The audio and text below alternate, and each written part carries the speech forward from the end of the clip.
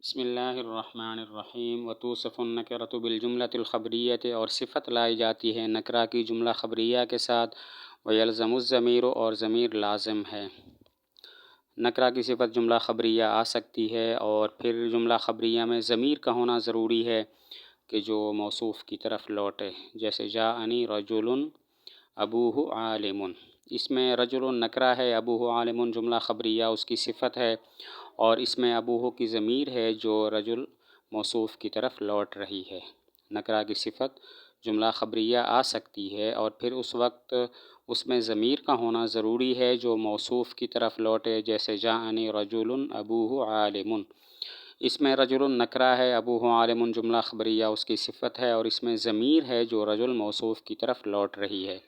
تو یہاں پر تین باتیں ہیں۔ نمبر ایک، نکرہ کی صفت جملہ آ سکتی ہے۔ نمبر دو، وہ جملہ خبریہ ہوگا۔ نمبر تین، اس میں ضمیر ضروری ہے کہ جو موصوف کی طرف لوٹے۔ یہاں پر تین باتیں ہیں۔ نمبر ایک، نکرہ کی صفت جملہ آ سکتی ہے۔ نمبر دو، وہ جملہ خبریہ ہوگا، اور نمبر تین، اس میں ضمیر ہوگی جو موصوف کی طرف لوٹے گی۔ پہلی بات کی دلیل یہ ہے کہ نعت سے غرض وہ معنی بتانا ہوتا ہے جو مطبوع میں پایا جائے، اور یہ غرض جس طرح مفرد سے حاصل ہو سکتی ہے، جملے سے بھی حاصل ہو سکتی ہے۔ پہلی بات کی دلیل یہ ہے کہ نعت سے غرض وہ معنی بتانا ہوتا ہے جو موصوف میں پایا جاتا ہے، مطبوع میں پایا جاتا ہے، اور یہ غرض جس طرح مفرد سے حاصل ہو سکتی ہے، جملے سے بھی حاصل ہو سکتی ہے، لہذا جملہ نکرہ کی صفت بن سکتا ہے۔ دوسری بات کی دلیل یہ ہے کہ نعت کے لیے ضروری ہے کہ اس میں جو معنی ہے، اس معنی کا وہ معنی پہلے سے موجود ہو، وقت تکلم سے پہلے وہ معنی موجود ہو۔ اور جملہ انشائیہ تو نام ہی اس بات کا ہے کہ وقت تکلم کے بعد غیر موجود کو ایجاد کیا جائے، لہذا جملہ انشائیہ وہ صفت نہیں بن سکتا۔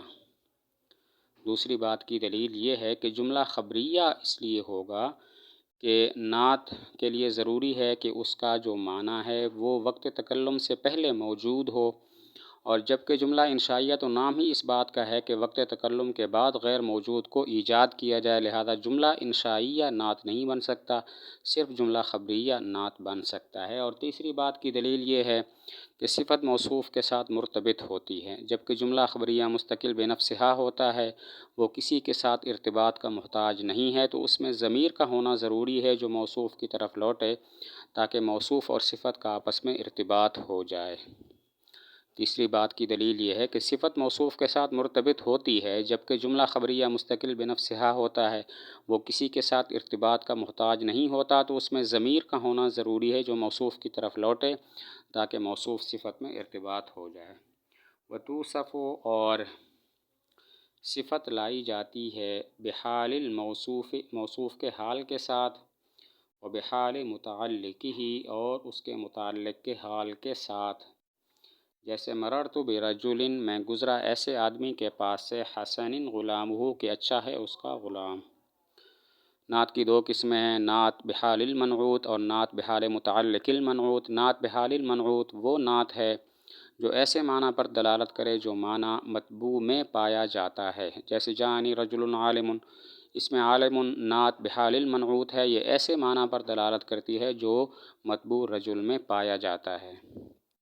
نعت بحال المنعوت وہ نعت ہے جو ایسے معنی پر دلالت کرے جو معنی منعوت میں، جو معنی مطبوع میں پایا جاتا ہو، جیسے جاءنی رجل عالم۔ اس میں عالم نعت بحال المنعوت ہے، یہ ایسے معنی پر دلالت کرتی ہے کہ جو معنی رجل میں پایا جاتا ہے۔ نعت بحال متعلق المنعوت وہ نعت ہے جو ایسے معنی پر دلالت کرے جو مطبوع کے متعلق میں اصالتاً پایا جائے اور خود مطبوع میں اعتباراً پایا جائے، جیسے مررت برجل حسن غلامہ۔ اب حسن غلامہ نعت بحال متعلق المنعوت ہے، یہ ایسے معنی پر دلالت کرتا ہے کہ جو معنی متعلق رجل کے متعلق غلام میں تو اصالتاً پایا جاتا ہے، لیکن رجل میں اعتباراً پایا جاتا ہے، کہ میں گزرا ایسے آدمی کے پاس سے جو اچھا ہے اس اعتبار سے کہ اس کا غلام اچھا ہے۔ نعت بحال متعلق المنعوت وہ نعت ہے جو ایسے معنی پر دلالت کرے جو مطبوع کے متعلق میں اصالتاً پایا جائے اور خود مطبوع میں اعتباراً پایا جائے۔ مررت برجل حسن غلامہ، اس میں حسن غلامہ نعت بحال متعلق المنعوت ہے۔ یہ ایسے معنی پر دلالت کرتا ہے جو رجل کے متعلق غلام میں تو اصالتاً پایا جاتا ہے کہ اس کا غلام اچھا ہے، اور رجل میں اعتباراً پایا جاتا ہے، کیونکہ مطلب ہے میں ایسے آدمی کے پاس سے گزرا جو اچھا ہے اس اعتبار سے کہ اس کا غلام اچھا ہے۔ فالاول، پس پہلی قسم یتبعہ تابع ہوتی ہے مطبوع کے، فی الاعراب اعراب میں، والتعریف والتنکیر اور تعریف و تنکیر میں، والافراد والتثنیۃ والجمع افراد تثنیہ جمع میں، والتذکیر والتانیث اور تذکیر و تانیث میں۔ پہلی قسم یعنی نعت بحال المنعوت 10 چیزوں میں اپنے مطبوع کے تابع ہوتی ہے: رفع نصب جر، تعریف تنکیر، افراد تثنیہ جمع، جمع اور تذکیر و تانیث۔ ان 10 چیزوں میں سے 4 چیزوں کا بیک وقت ہونا ضروری ہے۔ رفع نصب جر میں سے ایک، تعریف و تنکیر میں سے ایک، افراد و تثنیہ جمع میں سے ایک اور تذکیر و تانیث میں سے ایک۔ جیسے جانی رجل عالم، رجال، رجلان عالمان، رجال عالمون وغیرہ۔ پہلی قسم یعنی نعت بحال المنعوت 10 چیزوں میں اپنے مطبوع کے تابع ہوتی ہے: رفع نصب جر، تعریف تنکیر، افراد تثنیہ جمع، تذکیر اور تانیث۔ ان 10 چیزوں میں سے 4 چیزوں کا بیک وقت موجود ہونا ضروری ہے: رفع نصب جر میں سے ایک، تعریف و تنکیر میں سے ایک، افراد تثنیہ جمع میں سے ایک اور تذکیر و تانیث میں سے ایک۔ جیسے جانی رجل عالم، رجلان عالمان، رجال عالمون وغیرہ۔ والثانی یتبعہ، اور دوسری قسم اس کے تابع ہوتی ہے، فی الخمسۃ الاول، پہلی 5 میں، وفی البواقی کالفعل، اور باقیوں میں فعل کی طرح ہے۔ دوسری قسم یعنی نعت بحال متعلق المنعوت پہلی 5 چیزوں میں اپنے منعوت کے تابع ہوتی ہے: رفع نصب جر اور تعریف و تنکیر۔ جیسے ربنا اخرجنا من هذه القرية الظالم اهلها، الظالم اہلھا نعت بحال متعلق المنعوت ہے، یہ القریہ کے ساتھ متفق ہے، القریہ کے تابع ہے، جر میں کہ دونوں مجرور ہیں اور تعریف میں کہ دونوں معرفہ ہیں۔ تو دوسری قسم یعنی نعت بحال متعلق المنعوت پہلی 5 چیزوں میں اپنے مطبوع کے تابع ہوتی ہے: رفع نصب جر، تعریف و تنکیر، تو بیک وقت ان 5 میں سے 2 کا ہونا ضروری ہے: رفع نصب جر میں سے ایک اور تعریف و تنکیر میں سے ایک۔ جیسے ربنا اخرجنا من هذه القرية الظالم اهلها، تو الظالم اہلھا نعت بحال متعلق المنعوت ہے، یہ القریہ کے تابع ہے، جر میں دونوں مجرور ہیں اور تعریف میں کہ دونوں معرفہ ہیں۔ وفی البواقی کالفعل، باقی جو آخری 5 چیزیں ہیں ان میں نعت کی یہ دوسری قسم نعت بحال متعلق المنعوت فعل کی طرح ہے۔ آخری جو 5 چیزیں ہیں افراد تثنیہ جمع، تذکیر اور تانیث، ان میں نعت کی یہ دوسری قسم نعت بحال متعلق المنعوت فعل کی طرح ہے، یعنی اگر اس صفت کی دوسری قسم کا فاعل اس میں ظاہر ہو تو اس صفت کو ہمیشہ مفرد لایا جائے گا: مررت برجل قاعد غلامہ، مررت برجلین قاعد غلاماہما، مررت برجال قاعد غلمانہم۔ اگر صفت کا فاعل اس میں ظاہر ہو تو صفت کو ہمیشہ مفرد لایا جائے گا، جیسے مررت برجل قاعد غلامہ، مررت برجلین قاعد غلاماہما، مررت برجال قاعد غلمانہم۔ اور صفت کا فاعل اگر مؤنث حقیقی ہو اور صفت اور فاعل میں کوئی فاصلہ نہ ہو تو صفت کو واحد مؤنث لایا جائے گا، جیسے مررت برجل قاعدۃ جاریتہ۔ اگر صفت کا فاعل مؤنث حقیقی ہو اور صفت اور فاعل میں کوئی فاصلہ نہ ہو تو صفت کو واحد مؤنث لایا جائے گا، جیسے مررت برجل قاعدۃ جاریتہ۔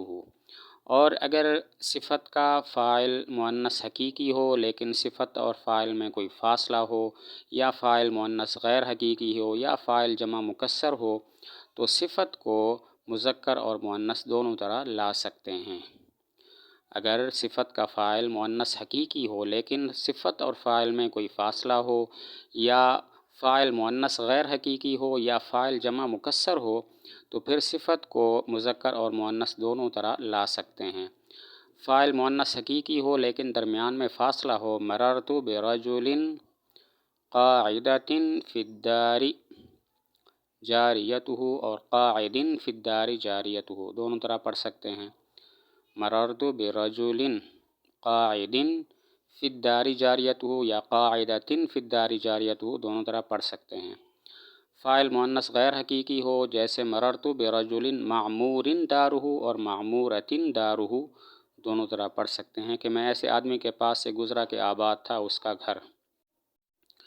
فاعل مؤنث غیر حقیقی ہو، مررت برجل معمور دارہ اور معمورۃ دارہ، دونوں طرح پڑھ سکتے ہیں۔ اور فاعل جمع مکسر ہو، اس کی مثال مررت برجل قاعد غلمانہ اور قاعدۃ غلمانہ، دونوں طرح پڑھ سکتے ہیں۔ صفت کا فاعل جمع مکسر ہو، مررت برجل قاعد غلمانہ اور قاعدۃ غلمانہ، دونوں طرح پڑھ سکتے ہیں۔ ومن ثم اور اسی وجہ سے حسن ہے، قام رجل کھڑا ہوا ایسا آدمی، قاعد غلمانہ کہ بیٹھے تھے اس کے غلام۔ ومن ثم ما قبل پر تفریح ہے کہ چونکہ صفت کی دوسری قسم آخری 5 چیزوں میں فعل کی طرح ہے، اسی وجہ سے قام رجل قاعد غلمانہ حسن ہے، کیونکہ غلمانہ فاعل اس میں ظاہر ہے، اسی وجہ سے صفت کو قاعد مفرد لایا گیا ہے۔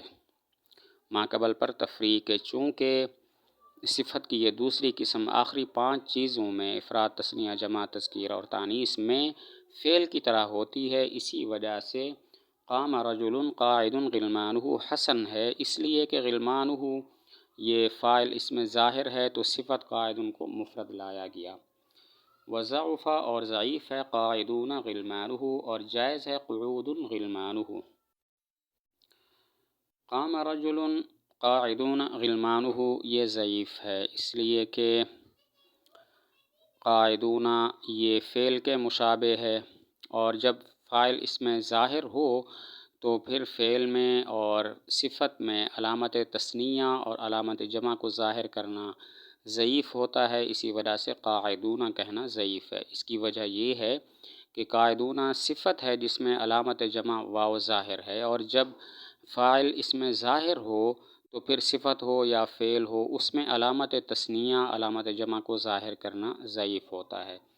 اور قام رجل قعود غلمانہ یہ جائز ہے، قام رجل قعود غلمانہ یہ جائز ہے۔ یہاں پر سوال ہوتا ہے قعود غلمانہ ایسا ہی تو ہے جیسے قاعدون غلمانہ ہے، تو پھر کیا وجہ کہ قاعدون غلمانہ کو آپ نے ضعیف کہا اور قعود غلمانہ کو آپ نے جائز کہا؟ سوال ہوتا ہے قعود غلمانہ یہ قاعدون غلمانہ کی طرح ہی تو ہے، تو پھر کیا وجہ کہ قاعدون غلمانہ کو آپ نے ضعیف کہا اور قعود غلمانہ کو آپ نے جائز قرار دیا؟ اس کا جواب یہ ہے کہ قاعدون کی فعل کے ساتھ مشابہت قوی ہے، اسی وجہ سے وہ تو ہے ضعیف، لیکن قعود کی فعل کے ساتھ مشابہت ضعیف ہے، کیونکہ قعود جمع مکسر ہے اور فعل مکسر نہیں ہوتا، اسی وجہ سے قعود غلمانہ جائز ہے۔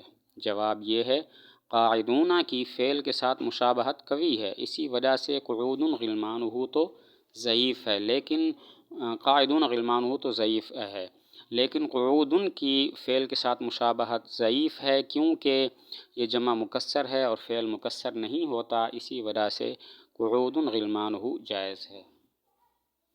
والمضمر اور ضمیر لا یوصف اس کو موصوف نہیں بنایا جاتا، ولا یوصف به اور نہ اس کے ساتھ صفت لائی جاتی ہے۔ ضمیر نہ موصوف ہو سکتی ہے نہ صفت۔ موصوف اس لیے نہیں ہو سکتی کہ موصوف اگر معرفہ ہو تو صفت کا فائدہ توضیح ہوتی ہے، اور ضمیر تو خود واضح ہے، کسی وضاحت کی محتاج نہیں ہے۔ اور ضمیر صفت اس لیے نہیں بن سکتی کہ صفت تو ایسے معنی پر دلالت کرتی ہے جو مطبوع میں ہو، اور ضمیر ذات پر دال ہوتی ہے، معنی پر دال نہیں ہوتی۔